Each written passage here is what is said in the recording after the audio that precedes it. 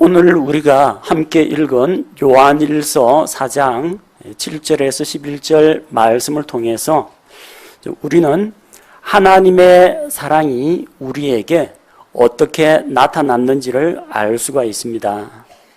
그래서 오늘 설교 제목을 사랑을 표현하라 이렇게 정했습니다. 연인들 사이에 함께 만나서 교제하다 보면요, 가장 자주 쓰는 표현이 사랑해라는 말입니다. 만약 연인들 사이에서 자주 쓰는 말이 미안해라고 한다면요, 그 커플은 조금 문제가 있습니다. 또 두 사람 사이에서 자주 사용하는 말이 고마워라는 표현이 자주 사용된다. 그러면은 아직까지도 서로가 서로에 대해서 조금 어색한 관계라는 것을 알 수가 있습니다. 사랑하는 연인들 사이에서는 가장 많이 쓰이는 단어가 사랑해라는 그런 표현입니다. 만나면 사랑한다라고 말로 이야기합니다. 전화로 사랑한다는 것을 거듭거듭 이야기합니다. 문자 메시지로 사랑의 하트를 보냅니다. 이모티콘을 보냅니다. 옆에서 누가 보거나 누가 듣거나 상관없이 이런 표현을 사용합니다. 어저께 분명히 사랑한다고 고백했는데 오늘 다시 한 번 더 한다고 해서 누가 뭐라고 하는 사람은 없습니다. 어제 했던 말 또 들어도 듣기 좋은 말이 사랑한다라는 표현입니다. 데이트할 때 그렇다는 이야기입니다. 결혼하고 나면요, 이런 표현이 시들해지고 잘 쓰지 않게 됩니다.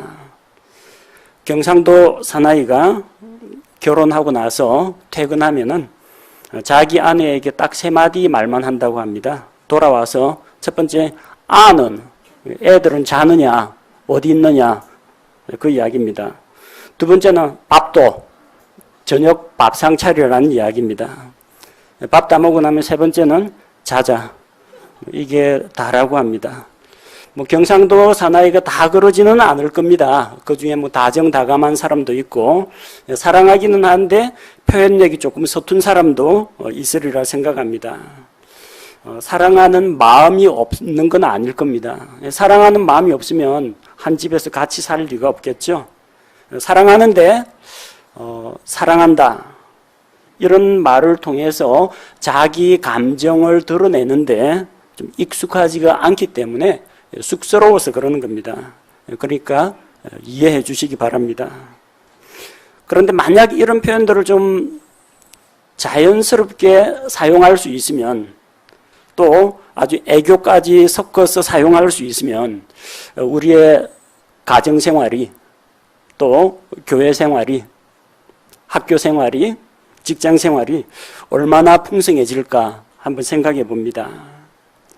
성경에 나타나 있는 하나님의 사랑은 머릿속에만 들어있는 그런 사랑이 아니라, 혹은 마음속으로만 품고 있는 어떤 감정, 느낌이 아니라 행동으로 나타내 보이는 사랑이라는 것입니다. 하나님의 사랑은 나타나는 사랑입니다. 나타내 보여주는 사랑입니다.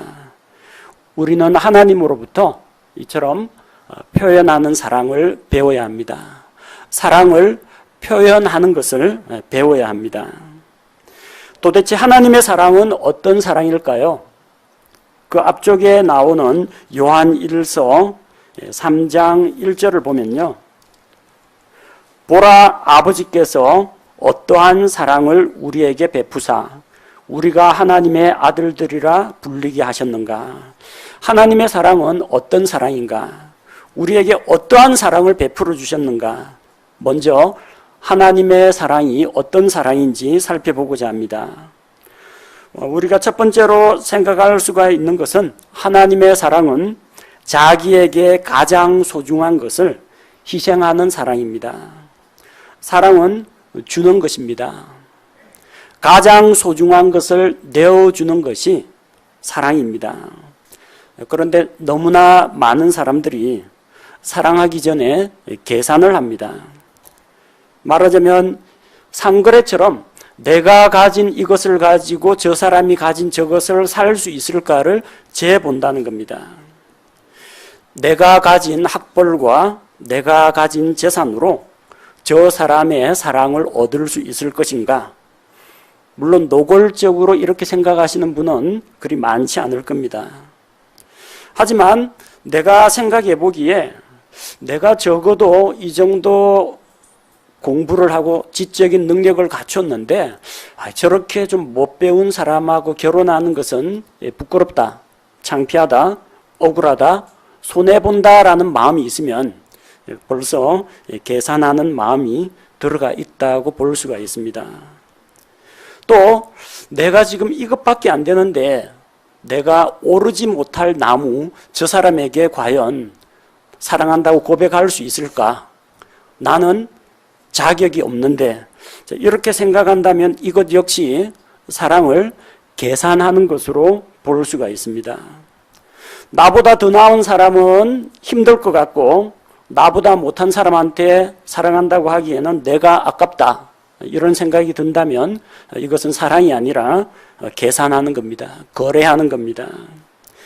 이 사람하고 결혼하는 게 나한테 이득인가, 저 사람하고 결혼하는 게 나한테 이득인가, 이렇게 저울질 해보는 마음이 있다면 이거는 사랑이라기보다는 흥정이라고 봐야 됩니다. 딜을 하는 겁니다. 재보는 겁니다.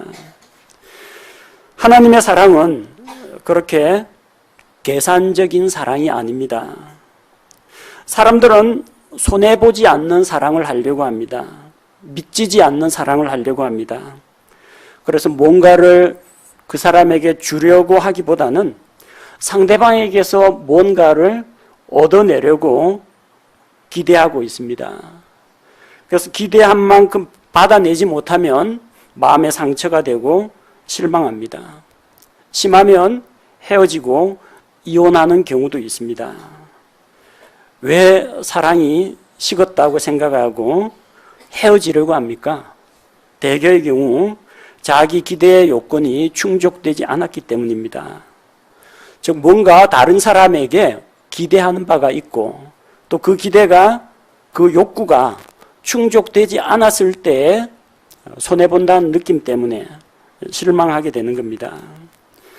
그러나 하나님의 사랑은 우리 사람들이 생각하기에는, 우리가 보기에는 정말로 격이 맞지 않는 사랑입니다.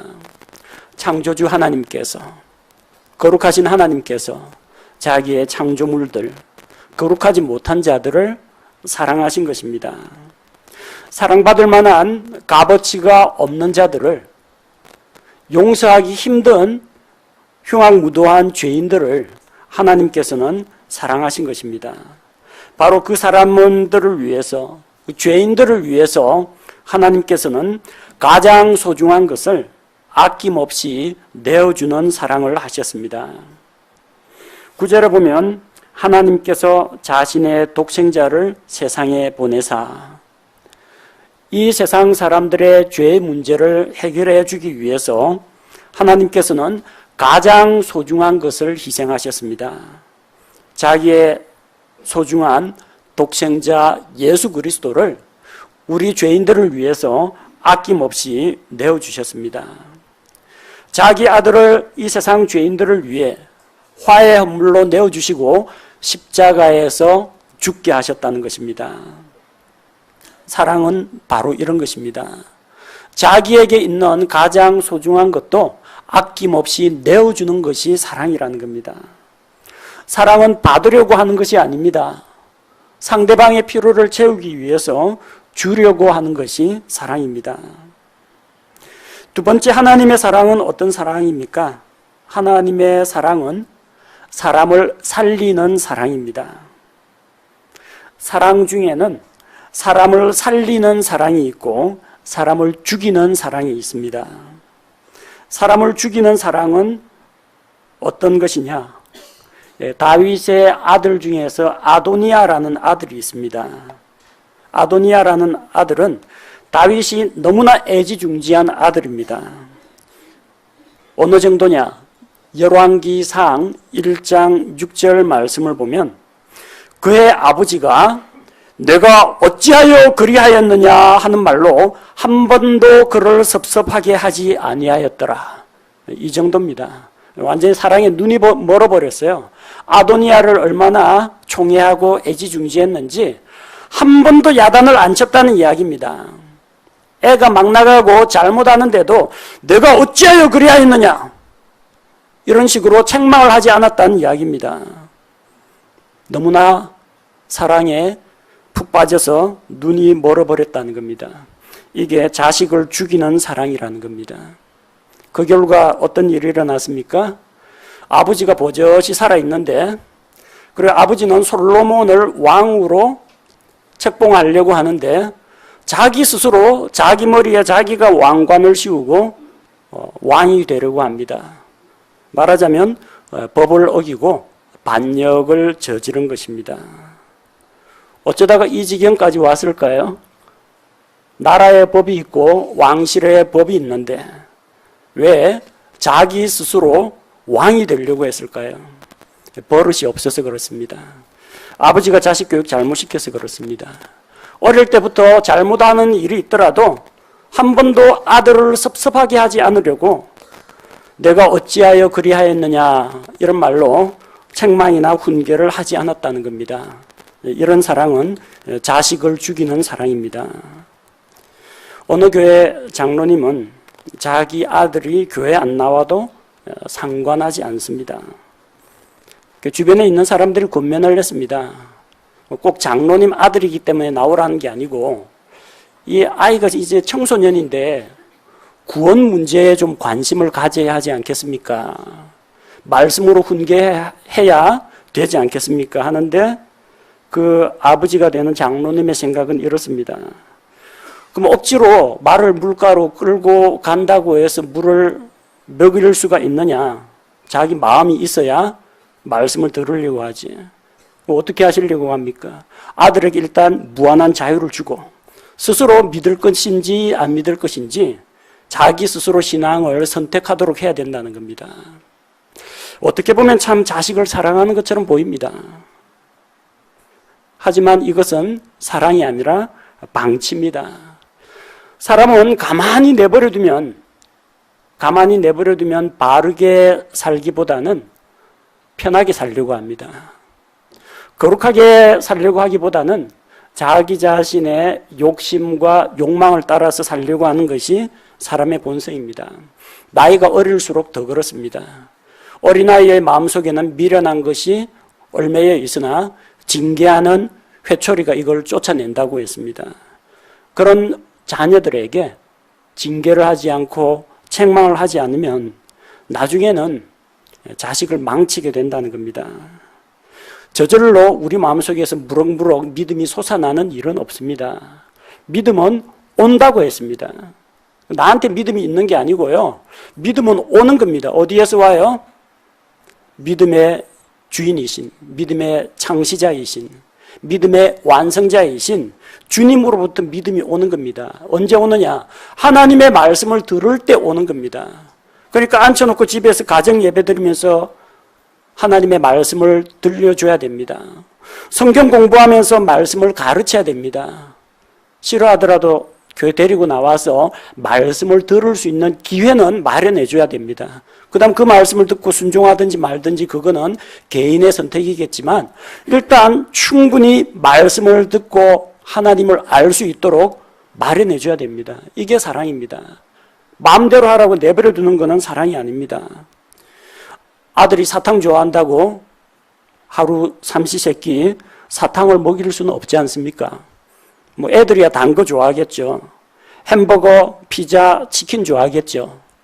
하지만 그거보다 아이들에게 필요한 것은 어머니의 정성이 들어가 있는 밥과 국과 찬거리가 그 아이에게 필요한 영양소를 골고루 제공해 주는 것입니다.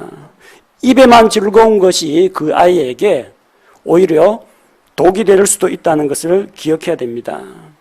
어린아이 울면 스마트폰 주면 간단히 해결됩니다.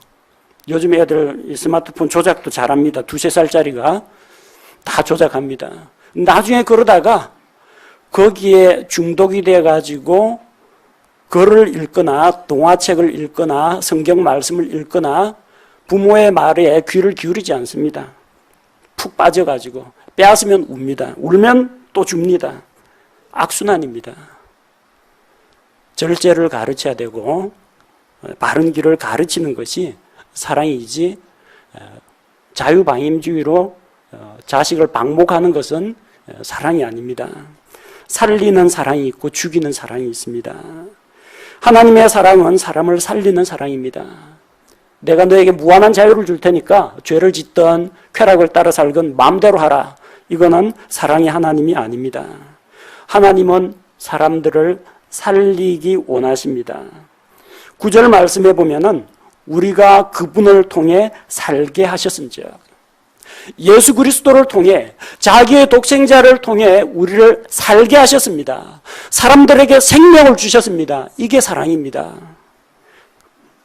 마음대로 살 수 있는 자유를 주는 게 사랑이 아니라 그리스도 안에서 진리를 깨닫고 복음의 말씀을 통해서 새로운 생명을 얻고 진리 안에서 자유를 누리는 것이 하나님께서 우리에게 주신 복이라는 것입니다. 하나님께서는 자기 아들 예수 그리스도를 통해 우리를 살게 하셨습니다. 우리의 범법과 죄들 가운데서 우리가 죽어 있을 때 영적으로 죽은 우리를 살려주신 사랑이 하나님의 사랑이라는 겁니다. 세 번째, 하나님의 사랑은 어떤 사랑입니까? 하나님께서 어떠한 사랑을 우리에게 주셨는가? 하나님의 사랑은 표현하는 사랑입니다. 사람들은 사랑한다고 하면서 그걸 좀처럼 말로 표현하지는 않습니다. 남편과 아내 사이, 여러분 하루 중에 얼마나 사랑해 고백하십니까? 부모님과 자녀들 사이, 여러분 자녀들 두고 아들 사랑해 하루에 몇 번씩 고백하세요? 자녀들 마찬가지, 엄마 아빠 사랑해요. 어릴 때는 많이 했을 거예요. 유치원 때는 나중에 초등학교, 중학교, 고등학교, 대학교 올라갈수록 사랑 표현에 좀 인색해집니다. 사랑 안 하는 건 아닙니다. 쑥스러워서 말로 하기를 부끄러워한다는 겁니다. 또 사랑한다고 말은 하는데 사랑을 행동으로 보여주지 않는 일도 있습니다. 사랑은 머리로 생각하고 감정으로 느끼는 것만이 아니라 행동하는 것이 사랑입니다. 사랑을 표현하는 것입니다. 하나님의 사랑은 어떤 사랑입니까? 나타나는 사랑입니다. 표현하는 사랑입니다. 9절 말씀해 보니까 하나님의 사랑이 우리를 향해 나타났느니라. 하나님은 사랑을 나타내 보여주셨습니다. 말로만 내가 너희를 사랑한다 하지 않으셨습니다. 그 사랑은 행동으로 나타났습니다. 우리가 잘 아는 요한복음 3장 16절 말씀을 보면 하나님께서 세상을 이처럼 사랑하사, 하나님은 세상을 사랑하십니다. 그런데 세상 사람들이 하나님께서 자기를 사랑하신다는 것을 어떻게 알 수 있겠습니까? 하나님의 마음속을 우리가 어떻게 꿰뚫어 알 수가 있겠습니까? 보여주셔야만 압니다. 하나님께서 세상을 이처럼 사랑하사 자신의 독생자를 주셨으니 이것은 누구든지 그를 믿는 자는 멸망하지 않고 영존하는 생명을 얻게 하려 하심이라. 이처럼 사랑하사, 세상을 사랑하셔서 무엇을 하셨습니까? 자기의 독생자를 내어주는 그 행동을 직접 실천에 옮기셨다는 것입니다. 로마서 5장 8절에도 우리가 아직 죄인이었을 때 그리스도께서 우리를 위해 죽으심으로 하나님께서 우리를 향한 자신의 사랑을 당당히 제시하시느니라. 하나님이 자기의 사랑을 우리 앞에 제시하셨습니다. 어떻게 제시했습니까? 우리가 아직 죄인일 그 당시에 그리스도께서 우리 대신 십자가에서 죽게 하심으로써 자기의 사랑을 우리에게 나타내 보이셨다는 것입니다. 하나님의 사랑은 표현하는 사랑입니다.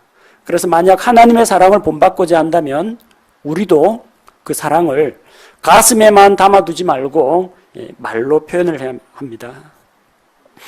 하나님의 사랑은 넷째로 어떤 사랑이냐? 먼저 사랑하는 겁니다. 먼저 손 내미는 사랑입니다. 사람들은 먼저 사랑하기를 두려워합니다. 좋아하는, 마음에 드는 이성 친구가 있더라도요, 상대방에게 먼저 사랑 고백을 잘 안 하려고 합니다. 여러분에게 왜 남자친구가 없는지 아십니까? 남자친구가 용기가 없어서 그렇습니다. 여러분에게 왜 여자친구가 안 생기는지 압니까?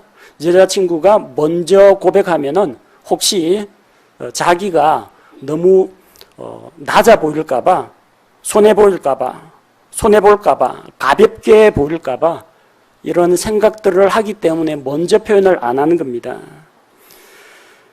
자기가 혹시 먼저 좋아한다 말을 하면은 혹시 좀 가볍고 경박한 사람으로 보일까봐 두려워하는 마음도 있고, 나는 좋아한다라고 고백했는데 됐어, 우리 그냥 친구로 지내자 이렇게 말하면은 그동안 자기 혼자 열심히 연락을 쌓아올린 게 한꺼번에 다 무너집니다.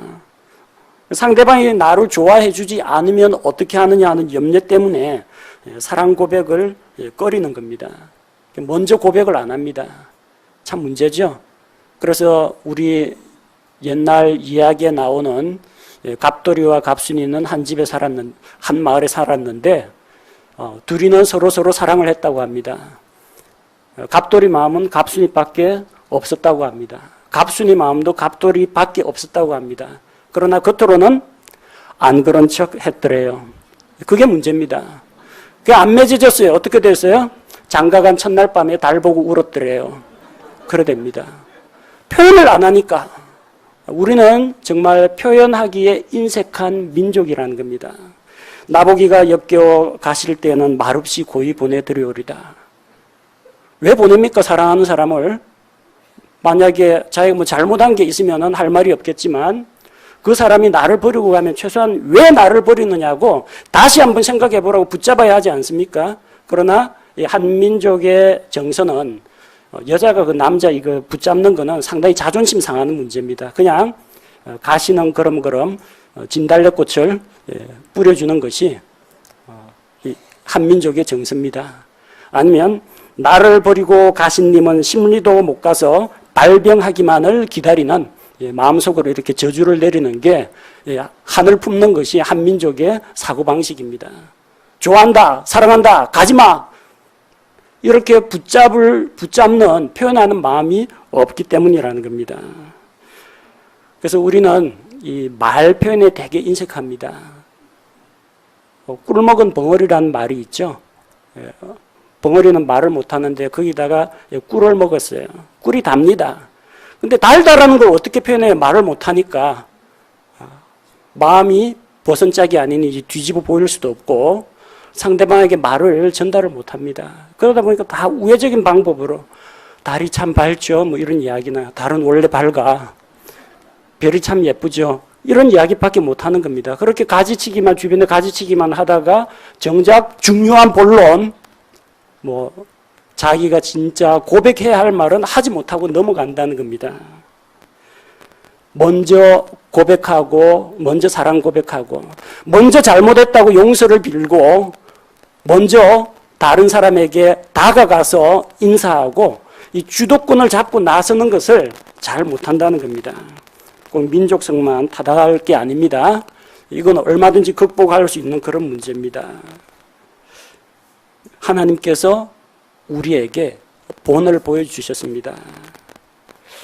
선뜻 손 내밀기 힘든 상대입니다.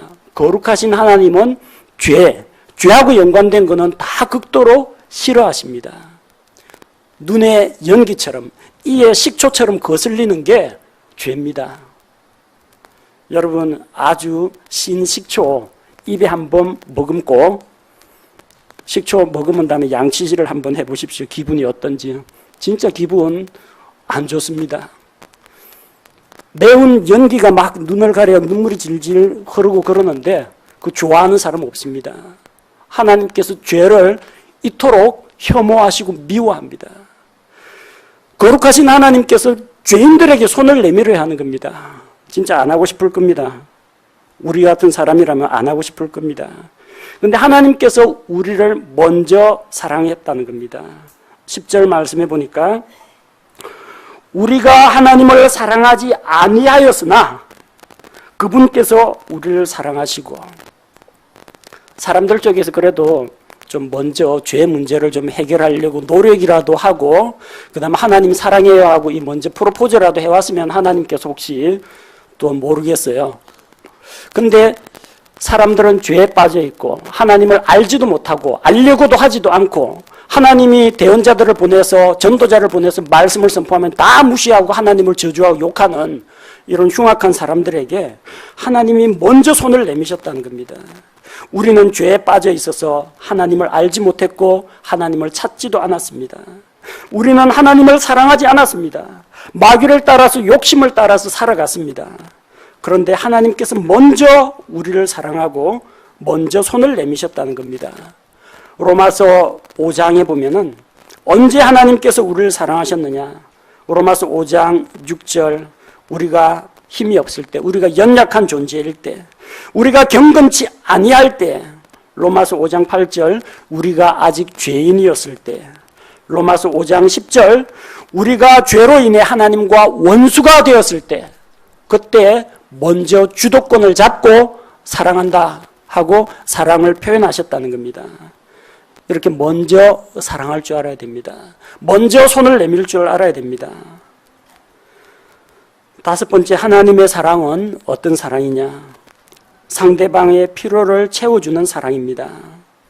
사랑이란 무엇이냐? 다른 사람들의 진정한 필요를 채워주는 것입니다. 사랑은 나의 욕망을 채우는 것이 아닙니다. 사람들은 사랑한다고 하면서 자기 욕심을 채우려고 합니다. 왜 그 사람을 사랑합니까? 그 사람이 사랑스러워서, 자기 마음에 들어서, 예뻐서, 잘 나가기 때문에 여러 가지 이유가 있습니다. 근데 가만히 들어보면은 그 이유 가운데 자기 욕망을 채우려고, 이렇게 하면 좀 거부감 들겠죠. 자기 만족을 누리려고 사랑하는 사람들이 있습니다. 만나면 기분 좋고 또 보고 싶고, 그래서 만나고 사랑한다는 이야기입니다. 자기 중심입니다. 사랑은 자기의 목표나 자기의 욕구를 달성하기 위한 것이 아닙니다. 반대로 사랑은 상대방의 욕망을 채워주는 것도 아닙니다. 상대방이 원하는 대로, 요구하는 대로 다 해준다고 해서 사랑은 아닙니다. 사랑은 무엇이냐? 그가 원하는 것을 다 들어주는 것이 아니라 그에게 필요한 것을 해주는 것이 사랑이라는 겁니다. 우리가 원하는 것과 우리가 필요로 하는 것은 다를 수가 있습니다. 사람들은 텔레비전을 통해서 쇼나 오락이나 드라마를 보기를 좋아합니다. 그게 보면은 편안하고 기분 좋거든요. 그런데 그것만 가지고는 모자라죠. 그런 휴식을 하는 그런 기능도 있겠지만 정작 우리에게 필요한 것은 뉴스나 일상생활에 필요한 생활 정보나 날씨나 이런 것들, 정보 같은 것들이 더 중요합니다. 그게 더 필요합니다. 아이들은 과자나 아이스크림을 원합니다. 그것만 먹일 수는 없습니다. 정작 필요한 것은 균형 잡힌 식단이 아이들에게 필요하다는 겁니다. 사랑은 원하는 것을 주는 것이 아니라 그의 필요를 분별해서 필요한 것을 주는 것입니다. 사람들이 원하는 게 뭐가 있겠습니까? 이교도들이 우상 앞에서 기원하는 것들을 꼽아 보십시오. 우리 아버지 오래 살게 해주십시오. 이런 소원이나 빕니다. 우리 집에 아무런 가정의 풍파가 없게 해주시고, 그리고 사업이 잘 되게 해주시고, 만사 형통하게 해주시고, 다 어쨌든 좋은 걸 구합니다. 그 결과 그거 다 누리다가 결국은 가장 중요한 게 빠졌어요. 혼의 구원을 못 받고 지옥으로 떨어집니다. 자, 오래 살게 해준다고 해서 인생 100세까지 살았다고 합시다.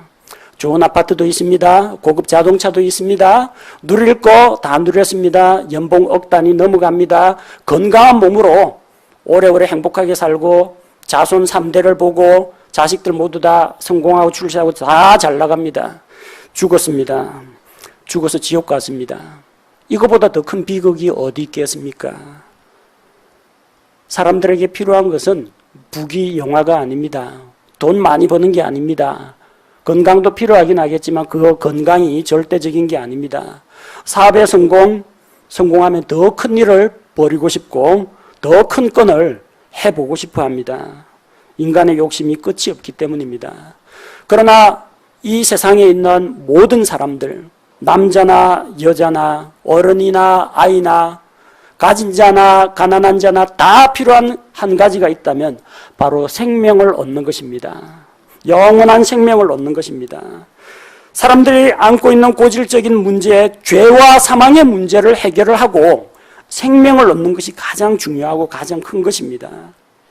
하나님은 사람들에게 물질의 복을 주겠다, 건강의 복을 주겠다, 이런 시시한 복을 주기를 원치 않으셨습니다. 우리를 사랑하시는 하나님, 사랑하기에 주겠다고 하셨는데 뭘 주셨느냐? 10절에 보니까 우리의 죄들로 인한 화의 헌물로 자기 아들을 보내주셨습니다. 예수 그리스도를 화의 헌물로 삼아서 우리 죄의 문제를 해결해 주셨습니다. 우리에게 영원한 생명을 주셨습니다. 우리에게 하늘나라를 약속해 주셨습니다. 사랑은 피로를 채워주는 것입니다. 다른 사람의 피로를 채워주는 것이 사랑입니다. 우리는 하나님의 사랑에 대해서 살펴보았습니다. 하나님의 사랑이 어떠한 사랑인지. 그러면은 이런 하나님의 사랑을 알게 되면 우리는 어떻게 사랑할 것인가 답이 나옵니다. 7절과 8절을 보십시오. 사랑하는 자들아 우리가 서로 사랑하자. 사랑은 하나님께 속한 것인즉 사랑하는 자마다 하나님에게서 나서 하나님을 알고 사랑하지 아니하는 자는 하나님을 알지 못하나니 이는 하나님이 사랑이시기 때문이라. 사랑은 하나님께 속한 것입니다. 사랑하지 않는 자는 하나님을 알지 못합니다. 하나님을 알지 못하는 자, 하나님의 사랑을 받아보지 못한 자는 사랑을 할 수가 없다는 것입니다. 그래서 11절 말씀에서 우리를 이처럼 사랑하신 하나님의 사랑을 우리가 안다면 우리도 서로 사랑하는 것이 마땅하다라고 했습니다. 하나님이 우리를 사랑하신 그것처럼 우리도 서로 사랑해야 합니다. 제가 몇 가지 이야기했는지 기억나십니까? 하나님께서는 자기 자신을 희생해서 아낌없이 주는 사랑을 하셨습니다. 하나님께서는 먼저 사랑하셨습니다. 우리의 상태와 무관하게 우리를 먼저 사랑하셨습니다. 하나님께서는 우리의 가장 필요한 것, 진정한 필요를 채워주셨습니다. 하나님께서는 사랑을 나타내 보이셨습니다. 이런 사랑을 우리가 해야 합니다. 자신을 희생하는 사랑을 한번 해보시기 바랍니다. 받으려고 하지 말고 자기에게 있는 것을 주려고 해보십시오. 교회에 와서 많은 것을 우리가 받고 누립니다. 오면은 깨끗하게 청소가 되어 있습니다. 누군가가 해놓기 때문이겠죠. 오면은 시원하게 냉난방이 되고 있습니다. 누군가가 일찍 와서 일을 하는 겁니다. 교회 오면 누가 밥을 준비해가 줍니다. 돌아가면서 하는 일이긴 하지만 어느 누군가는 자기의 시간을 희생해서 그 일을 하기 때문입니다. 자꾸 받는 데만 익숙해지다 보면은 교회가 나에게 뭘 해줄까 기대만 하고 내가 교회와 다른 성도들을 위해서 무엇을 할 수 있을까 이걸 잊어버리기가 쉽습니다. 받으려고 하지 말고 자기에게 있는 거, 할 수 있는 것을 하시면 됩니다. 계산하지 마십시오. 따지지 마십시오. 손해볼까 두려워하지 마시고 희생적인 사랑을 하시기 바랍니다. 조금 내가 미치는 것 같더라도요. 자존심 좀 접으시고 자기 고집이나 욕심 조금 희생하시고 좀 불편한 거 있더라도 좀 감수하시고 먼저 자기 자신을 희생하시기 바랍니다. 하나님께서는 가장 큰 것, 가장 소중한 것, 예수 그리스도를 우리를 위해 희생하셨습니다. 우리가 다른 형제 자매들을 위해서 뭐 조금 양보하고 조금 희생한다는 거 우리도 할 수 있습니다. 두 번째는 먼저 사랑하십시오. 먼저 다른 형제 자매들에게 고맙습니다 하고 인사하고 제가 실수한 것 같습니다. 지난번에는 결례가 되었습니다. 미안합니다. 그리고 형제님, 자매님 사랑합니다. 먼저 표현하십시오. 먼저 인사하고 먼저 칭찬하고 먼저 높여주고 먼저 섬기십시오. 서로가 서로에게 그렇게 하시면은 참 우리의 신앙생활이 더 풍성하게 되리라 생각합니다. 세 번째는 상대방의 필요를 채워주려고 하십시오. 교제를 하더라도 일방적으로 막 자기 자랑을 늘어놓거나 일방적으로 가르치려고 하기보다는 다른 사람 말에 좀 잘 귀를 기울이고 들어주십시오. 해결책 같은 거 안 내놔도 끄떡끄떡 하면서 하면서 들어주면요. 그것만 해도 그 말하는 사람에게는 적지 않은 위로가 됩니다.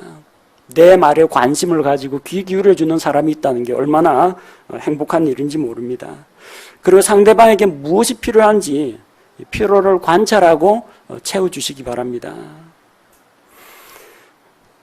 오늘 우리 설교의 제목처럼 사랑을 표현하라고 했습니다.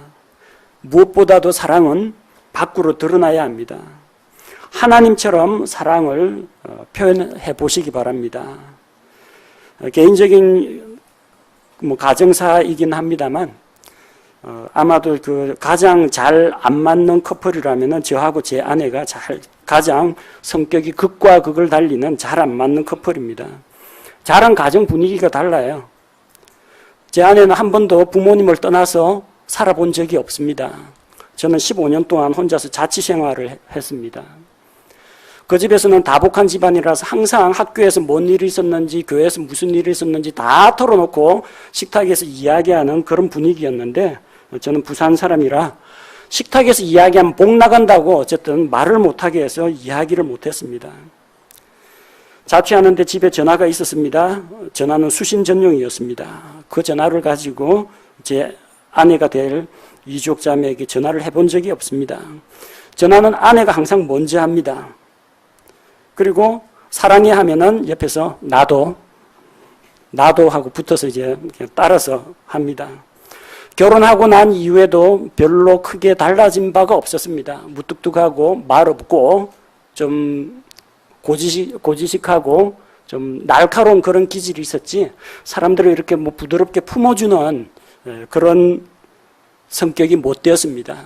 그럼 지금 왜 그렇게 변했느냐? 저 이주옥 자매가 17년 동안 개조해서 아직까지 수리할 부분이 많습니다만 여기까지 그래도 좀 왔습니다. 결혼하고 났는데 자꾸 저한테 곤란한 질문을 해요.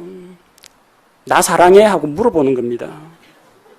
분명히 결혼식장에서 사랑한다고 이야기했는데 그래가지고 결혼도 해줬는데 왜 자꾸 물어보는지. 사랑한다고 이야기했어요. 다음날 나 이뻐 나 사랑해 그러더라고요. 어제 이야기했잖아 사랑한다고 왜 또 물어봐. 알면서 내 사랑한 게 안 느껴져? 몰라? 저는 참 이상한 일이죠. 사랑한다고 이야기했는데 자꾸 또 물어보고 그래요.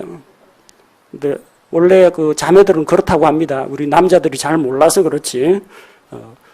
뻔히 알지만 그래도 듣고 싶어 한다는 겁니다. 입장 바꿔놓고 생각해 보십시오. 여러분이 자녀들 있죠? 자녀들이 부모님한테 감사하는 마음 품을까요? 안 품을까요? 먹여주고 재워주고 입혀주고 학교 보내주고 필요한 거 공급해 주는데 감사치 않는 자녀가 아마 없을 겁니다. 그래서 자녀들이 부모에 대해서 고마워한다는 거 알고 계시죠? 그걸로 만족하십니까? 아니죠. 아빠 엄마 고맙습니다. 그렇게 말로 해주면 얼마나 기분이 좋습니까? 식탁에서 행동으로 맛있게 먹어주는 거 보면 잘 먹네 알죠? 하지만 엄마 이거 정말 맛있어요 하고 한마디 해주면은 이 음식을 준비한 사람에게 얼마나 힘이 나겠습니까? 근데 우리는 이 사랑한다라는 말이라든지 고맙다, 미안하다에 대해서 표현하기를 인색하게 한다는 겁니다. 싫더라도 한번 그렇게 해보십시오. 그냥 사랑해 하다 보면요. 진짜 사랑이 솟아납니다. 자기 스스로 사랑한다라는 말을 하면 어떤 변화가 일어나느냐. 일단 듣는 사람이 자기가 사랑받는 존재라는 생각에 변화가 일어납니다. 그 변화를 옆에서 지켜보는 사람은 더욱더 사랑하는 마음이 솟아나게 됩니다. 신앙생활 마찬가지입니다. 하나님, 이거 하나도 논리적으로는 이게 뭐 이해가 안 되고 하나님이 천지 창조하시고 예수님이 사흘 만에 부활하시고 머리로는 이해가 안 되지만 믿음으로 받아들이겠습니다. 적어도 하나님은 거짓말하지 않는 분이니까 믿겠습니다. 주님 믿습니다. 그거 믿음으로 받아들이고 나면요, 나머지 성경 구절들이 이해가 되기 시작합니다. 그리고 그 말씀이 내가 이걸 믿어야 되겠다는 결심이 아니라 그 말씀이 내 생각을 붙잡게 됩니다. 내 생각을 지배하게 됩니다. 내 속에서 확신이 자라게 됩니다. 먼저 하나님께 신뢰를 들고 믿겠다고 고백해 보십시오. 그게 자기의 믿음이 됩니다. 사랑하기 싫은 사람, 영 정이 안 가는 사람 사랑한다라고 이야기해 보십시오. 사랑스럽게 됩니다. 애들한테 이놈의 새끼들 하고 혼내봤자 아이들은 당장 일시적으로 겁에 질려가지고 일시적으로 순종할 뿐입니다. 조금 지나가면 실실 웃으면서 또 까불고 장난칩니다. 하지만 사랑하는 아들들, 아빠의 귀여운 아들들 날마다 그렇게 불러보십시오. 정말 귀엽게 애들이 변하기 시작합니다.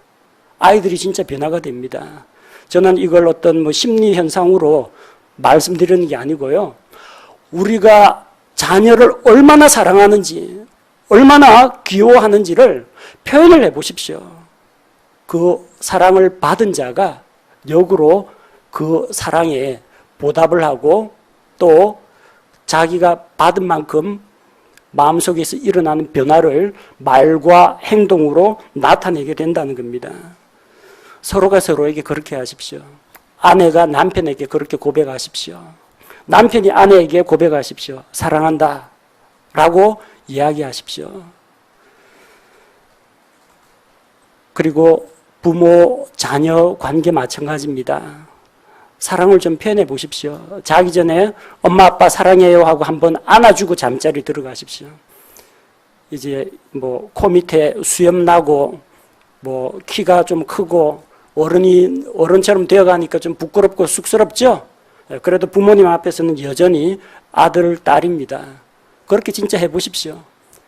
그리고 좀 징그러운 아들이라도 자기 전에 한번 안아주고 아들아 사랑해 잘 자 그렇게 표현을 해보십시오. 부모 자녀 관계가 좋아집니다.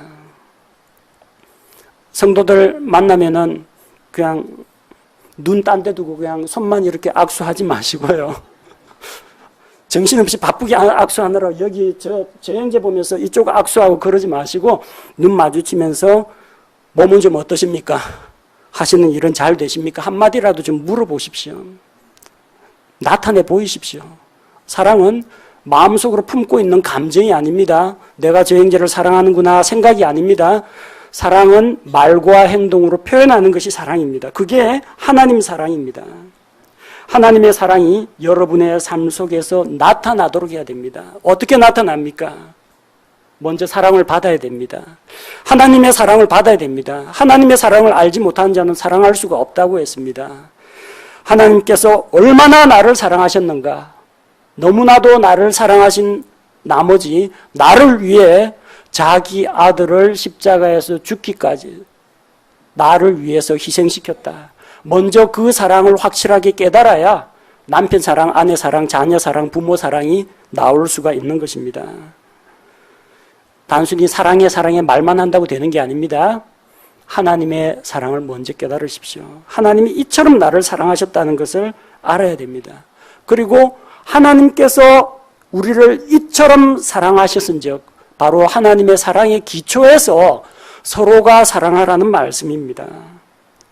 생각만 하지 말고 계획하고 오늘 당장 말과 행동으로 이 예배 끝나거든 당장 실천해 보시기 바랍니다. 사랑으로 행동해야 할 일이 생각나지 않거든 아직 행동할 만한 그런 거리가 없으면은 말로라도 사랑을 고백하시기 바랍니다. 그럼 자기가 말한 그것에 의해서 자기 자신의 생각과 감정도 우리의 입술의 고백을 따라가서 행동이 나오게 되는 것입니다. 하나님께서 참 놀라운 사랑, 참 희생적이고 헌신적인 사랑, 먼저 다가가는 사랑, 그리고 우리에게 가장 필요한 것을 주시는 그런 사랑을 나타내 보여주셨습니다. 이 사랑을 받은 자 어떻게 해야 되겠습니까? 하나님의 사랑으로 다른 사람들, 자기 가족과 주변에 있는 형제 자매들과 이웃들을 사랑하는 것이 우리 그리스도인의 모습입니다.